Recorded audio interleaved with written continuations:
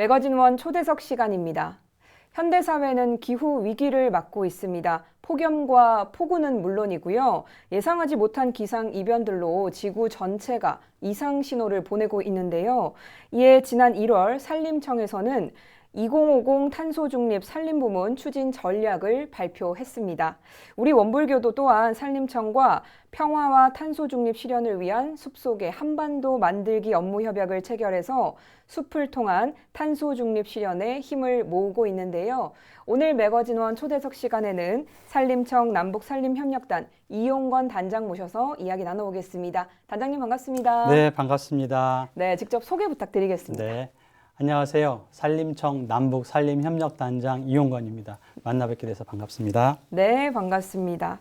자, 오늘 나눌 이야기가 굉장히 중요한 부분들이 많을 것 네. 같은데요. 또 유심히 들어봐 주시면 좋을 것 같습니다. 네. 우리나라는 국토의 63% 정도가 산림으로 되어 있죠. 그렇죠. OECD 국가 중에서 네 번째로 또 산림의 비중이 네. 많은데요. 그래서 우리 산림청의 역할이 더욱더 중요하지 않을까 싶습니다. 그래서 산림청이 어떤 곳인지도 간단히 소개를 한 번 더 해주시고 지금 맡고 계시는 부서에 대한 역할도 설명 부탁드리겠습니다. 네. 예, 산림청은 국토의 63%를 관리하는 중앙행정기관입니다. 네. 숲이 가진 다양한 기능이 있는데요. 뭐 맑은 물, 공기, 그리고 또 야생동물의 서식지를 제공하기도 하고요. 중요하게는 또 목재 생산 기능을 담당하고 있습니다. 그래서 이런 다양한 기능들이 조화롭게 발현될 수 있도록 하는 산림 정책을 펼치고 있고요. 특히 최근에는 코로나19로 지친 국민들에게 힐링의 공간을 제공하는 역할도 담당하고 있고요. 또 폭염, 폭우, 미세먼지 등 도시 숲의 기능을 증진시켜서 이러한 재해를 예방하는 기능을 펼치는 정책들도 펼쳐나가고 있습니다. 네. 혹시 아나운서님 아까 남한은 63%의 산림 면적인데 남북한 합치면 다 얼마나 될까요? 그러게요. 얼마나 될까요? 예, 당황스러우셨을 수도 있는데 한 70% 가까이 됩니다. 전체 합치면 네, 한반도 면적의 70%가 산림입니다. 그래서 남북 산림 협력단은 한반도의 생태적 통일을 미리 준비하는 역할을 부여받았습니다. 네. 그래서 이를 통해서 남북한 모두가 행복한 삶의 공간을 조성하는 데 기여하는 그 미션을 부여받고 있는 거고요. 특히 산림협력은 비정치적이고 인도주의적인 분야이기도 하고요. 그래서 숲을 조성하고 관리하는 게 또 긴 시간이 요구됩니다. 그래서 미리 준비해서 통일 시대에 행복한 삶의 공간을 조성하는 역할을 준비하고 있는 조직이다. 이렇게 말씀드릴 수 있겠습니다. 굉장히 중요한 조직인데 저희가 너무 몰랐던 게 아닌가라는 또 생각이 듭니다. 네. 지난 1월 산림청이 아까도 소개를 드렸지만 2050 탄소중립 산림부문 추진 전략을 발표를 했는데요. 탄소중립이 어떤 건지 또 궁금해하시는 분들이 있을 것 같아요. 네. 또 쉽게 설명 부탁드리고요. 탄소중립 실현에 있어서 산림이 특히나 또 중요한 이유는 어떤 건지 궁금합니다. 네. 탄소 중립을 쉽게 얘기하면 네. 나오는 거는 이산화탄소 배출은 줄이고 나와 있는 이산화탄소를 흡수해서 나오고 흡수해서 순 배출량을 제로로 만들겠다는 게 이제 가장 기본 네. 전략이고요. 그래서 우리가 이산화탄소 배출을 위해서 줄이기 위해서 뭐 석유나 석탄 같은 화석연료를 줄이자. 그래서 내연기관 자동차를 전기 자동차로 바꾸는 네. 정책들이 한창 진행 중이고 또 태양광, 풍력, 바이오매스 등 신재생 에너지를 확대하는 정책을 하고 있습니다. 그런데 대기 중에 나와 있는 이산화탄소를 흡수하는 방법이 또 있는데요. 네. 여러 가지 방법 중에 가장 효과적이면서도 지혜롭고 간단한 방법이 나무 심기입니다. 그래서 산림은 UN 기후변화 협약에서도 인정한 유일한 탄소 흡수원이기도 합니다.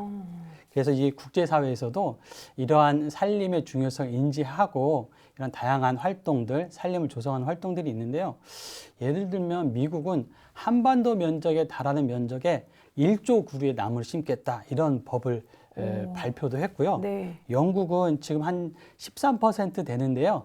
그거를 2025년까지는 한 17%, 20%까지 확대하겠다. 네. 캐나다도 한 10년간 20억 그루 심어서 온실가스를 1,200만 톤까지 2050년까지 흡수하겠다. 이런 전략들을 나타내고 있죠. 네, 사실 이게 우리나라만 해서 되는 일은 아니잖아요. 그렇습니다. 그래서 이렇게 미국이나 영국, 캐나다 사례까지 같이 들어봤는데 이 중요한 수단인 산림을 잘 가꾸기 위한 우리나라의 또 구체적인 목표도 궁금합니다.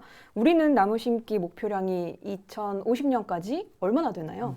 예, 2050년까지 네. 탄소 중립 전략 중에는 저희가 30억 그루 나무 심기가 있습니다. 오. 그런데 나무 심기만 중요한 게 아니라 기존의 숲을 잘 가꾸고 지켜서 보호하는 것도 중요한 전략 중에 하나입니다. 네. 그래서 숲이 가진 다양한 기능을 앞서서 제가 말씀드렸는데 그런 기능이 잘 발현될 때 탄소 중립 기능도 돋보이게 되는 것이겠죠.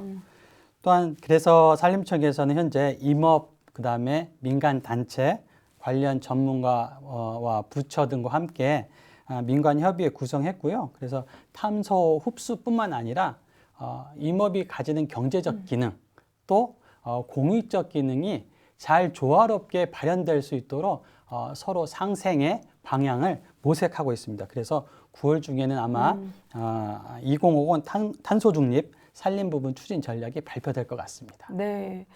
우리 30억이라고 지금 들었는데 30억 그루라는 게 솔직히 바로 와닿진 않습니다. 어느 정도의 양인지 모르겠지만 어마어마하다는 건 알겠거든요.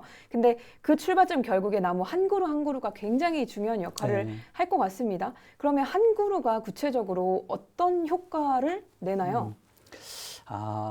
간단하게 한번 말씀드리면 소나무를 예를 들겠습니다. 소나무가 한 50년을 쭉 자라면 한 300kg 정도 이산화탄소를 흡수합니다. 최소 50년은 자라요. 네, 50년. 그러니까 네. 이제 연간 자라면서 흡수하죠. 네네. 이제 총 합산을 하면 나무의 생차량이라 하는데요. 네. 50년생 소나무는 한 300kg의 이산화탄소가 들어있다 이렇게 말씀드릴 수 있고요. 그래서 한 축구장 한 개 정도의 만약에 소나무 숲을 우리가 심는다면 한 30년생 소나무가 아마 한 11톤의 이산화탄소를 흡수하는 걸로 연구되어져 있고요. 네. 그건 아마 승용차의 한 8대분이 연간 배출하는 양이다 이렇게. 그래서 우리가 자동차 타시는 분들은 네. 일정한 정도의 나무를 심는 게 네. 중요하고 또 최소한의 의미가 있겠죠. 예일 것 같은 생각이 좀 듭니다. 네. 방금 전에 소나무 숲이라고 말씀하셨는데 소나무 숲이라고 조성이 되려면 어느 정도 규모인가요? 아니 숲은 네. 개체로 하면 나무지만 네. 나무가 모여 있는 공간을 우리가 그냥 다 숲이라고 숲으로 볼 수가 표현하는 있나요? 겁니다. 네. 네.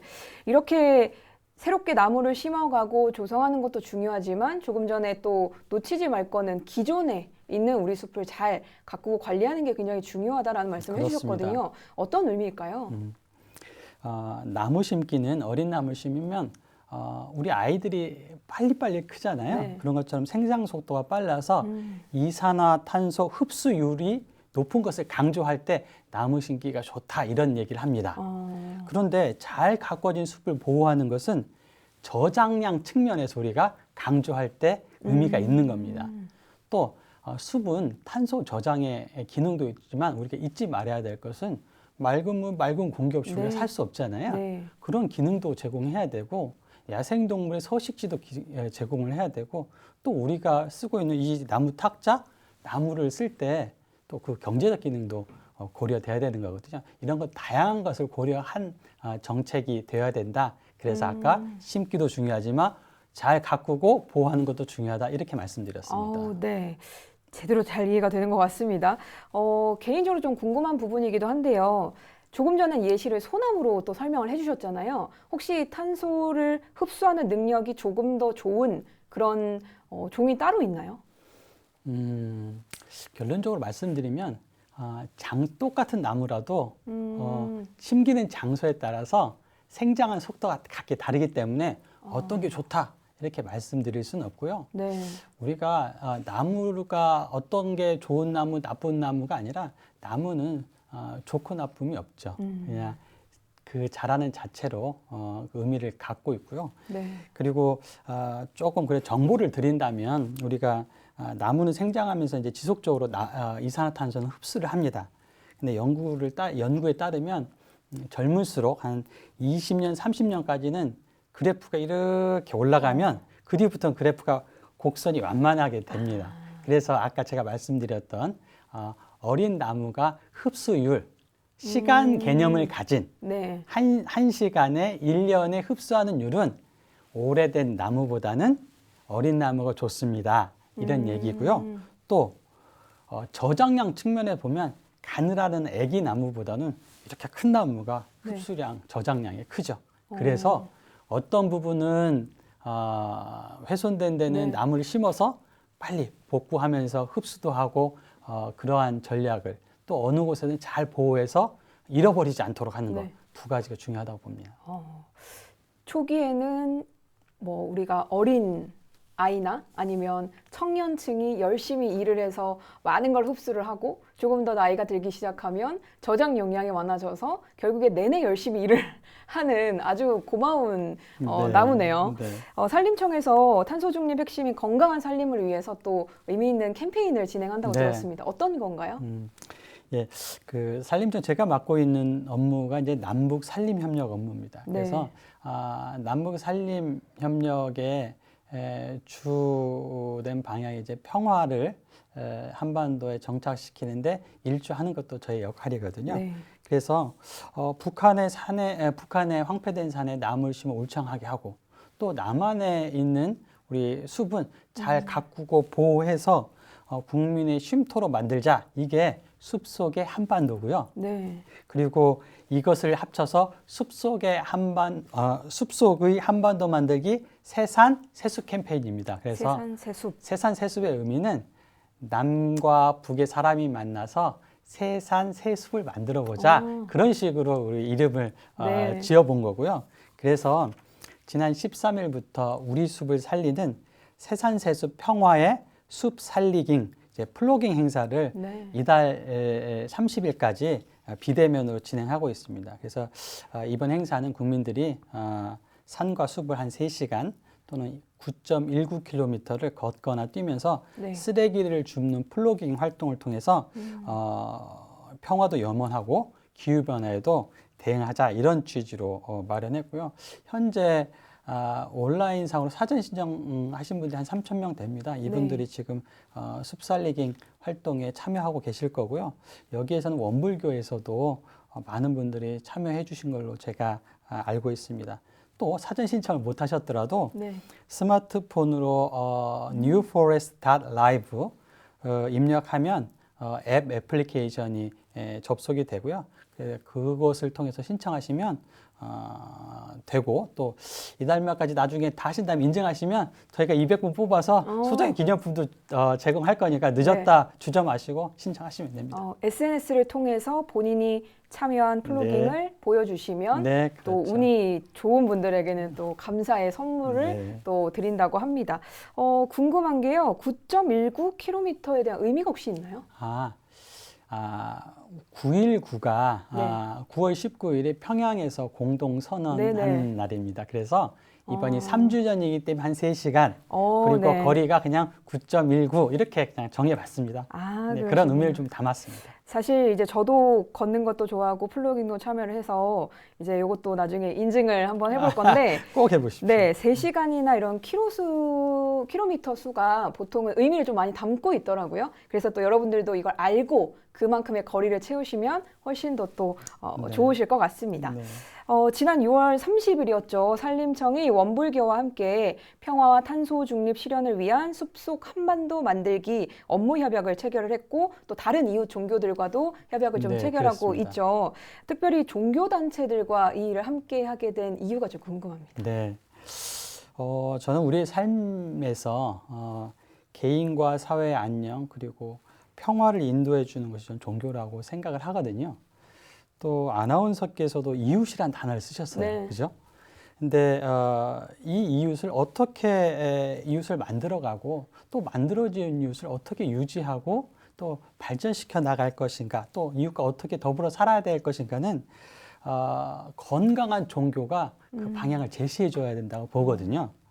그리고 또 종교계가 이제 남북 교류 협력에서 특별히 대가를 바라지 않고 사랑의 마음을 가지고 하는 일이잖아요. 그래서 어떤 득실을 따지지 않고 사랑과 포용으로 하는 이것이 숲과 연결되면 잘 드러날 것 같다 이런 생각이 네. 들었습니다. 그래서 의미를 좀 더 평화에 대한 의미를 좀 부여하면 평화는 사람과 사람 사이의 평화도 있지만 네. 어떻게 보면 사람과 자연 사이의 평화도 필요하다고 저는 보거든요. 네. 그래서 특히 남북 간 한반도 면적이 70%가 산림이면 70% 되는 애들하고 잘 지내야 되잖아요. 네네. 그러니까 이런 사람이 숲속에서 사람과 숲이 평화를 누리도록 하는 이런 것들이 평화를 추구하는 종교의 속성을 잘 드러낼 수 있다고 보고, 그래서 산림청이 추구하는 평화와 탄소 중립을 위한 숲속의 한반도 만들기에 종교계의 호응을 제가 기대하고 네. 저희들이 추진했던 거고, 특히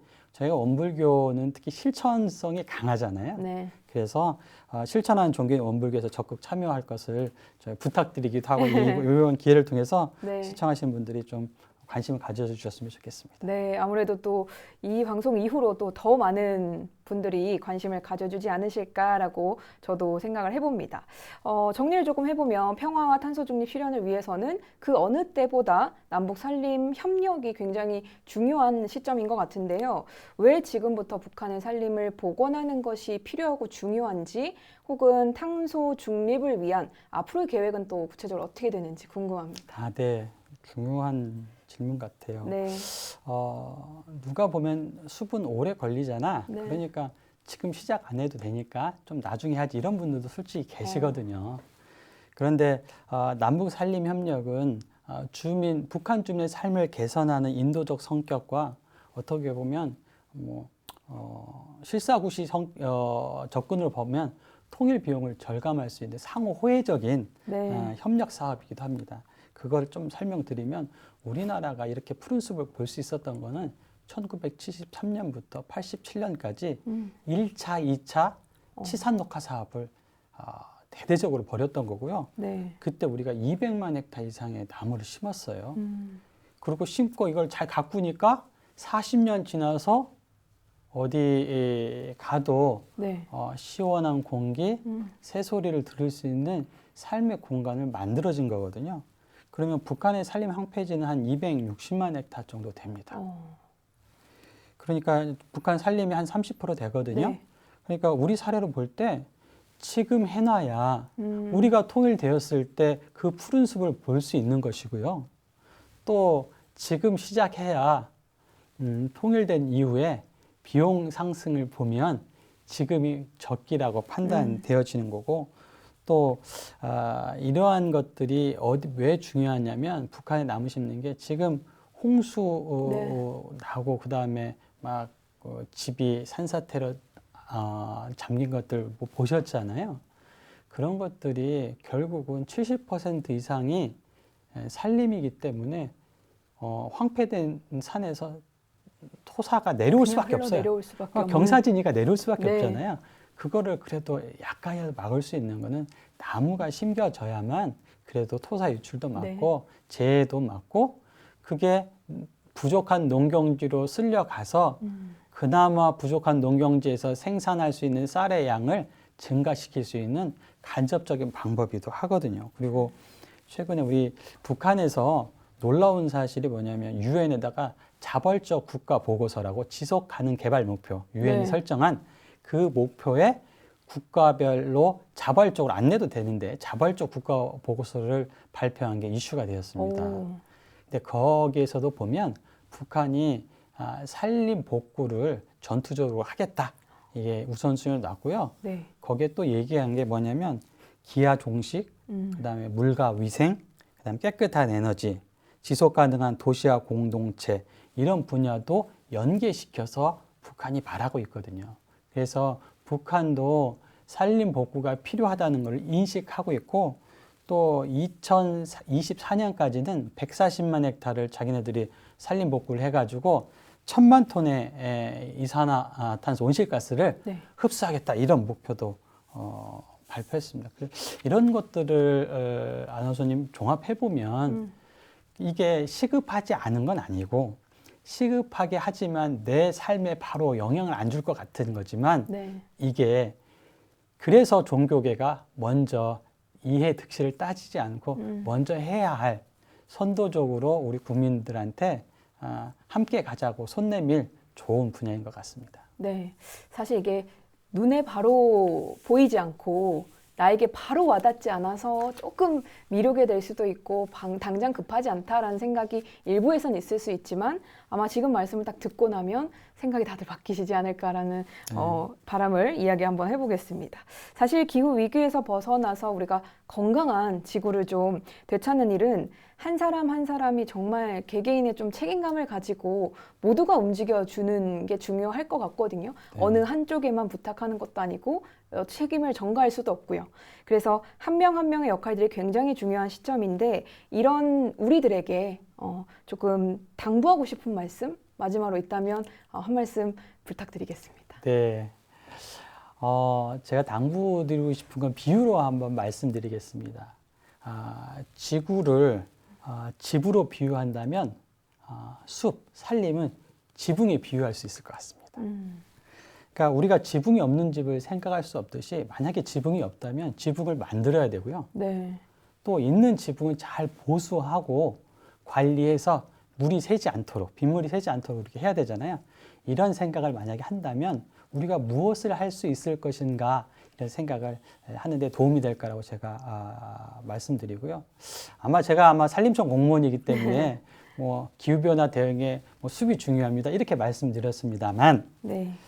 이웃과 미래 세대를 배려해서 불편함에 기꺼이 도전하는 생활 자세, 건강한 종교가 강조하는 이타의 정신을 갖는 것도 저는 매우 중요하다고 생각합니다.